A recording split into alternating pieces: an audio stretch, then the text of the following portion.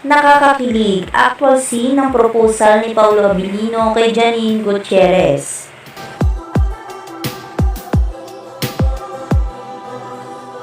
Matapos ang sunod-sunod na espekulasyon ng marami tungkol kina Janine Gutierrez at Paulo Abilino, ay sa wakas umamin na rin ang mga ito.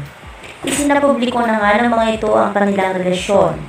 Matapos magsunod-sunod ang ilang mga larawan na tila inalok na nga ng kasal ni Paulo Abilino si Janine Gutierrez, upang lumagay na rin sila sa panibagong stage ng kanilang buhay.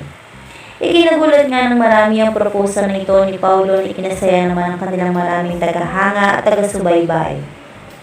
Kahit daw may katagalan ding nilihim ng mga ito ang kanilang relasyon, ay sulit naman daw ang pag-iintay nila, dahil di raw sila nabigo ng totoo nga na may namamagitan sa mga ito.